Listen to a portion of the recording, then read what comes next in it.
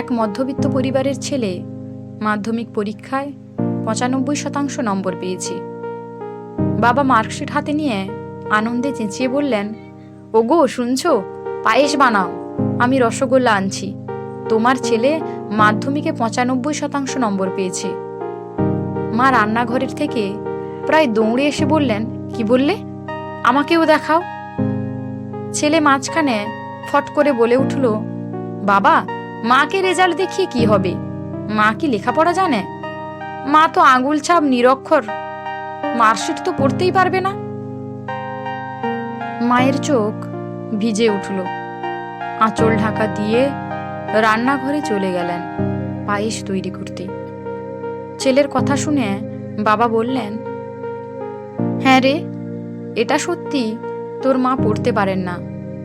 আর শোন, এটাও সত্যি যে তুই যখন তোর মায়ের গর্ভে, তখন তোর মা দুধ খেতে পছন্দ না করা সত্ত্বেও শুধু তুই যাতে সুস্থ থাকিস তাই ৯ মাস প্রতিদিন দুধ খেত, শুধু তোরই জন্য।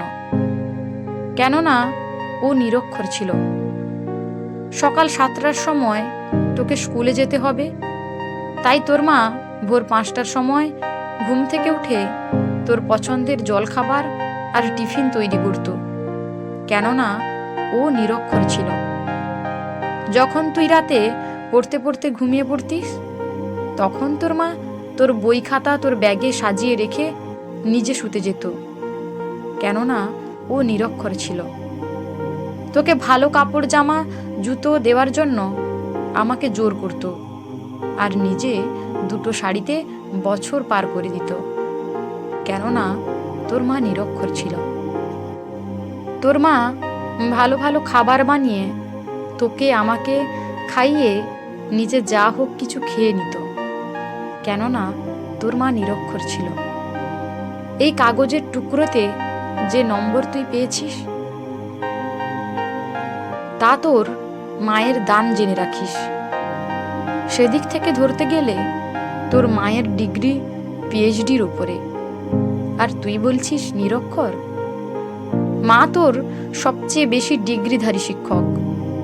যা মায়ের পা ধরে ক্ষমা চেয়ে আয়।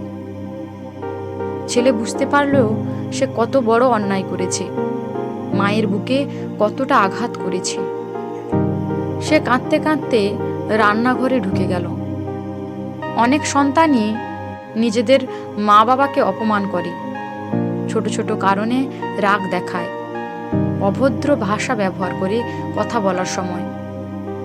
তাদের একবার ভেবে দেখা উচিত যে মা বাবারা তাদের জন্য কত কষ্ট সহ্য করেন, নিজেদের ইচ্ছা অভিলাষ জলাঞ্জলি দিয়ে সন্তানকে মানুষ করে তোলেন। সন্তান প্রতিষ্ঠিত হলে তারা কত খুশি হন।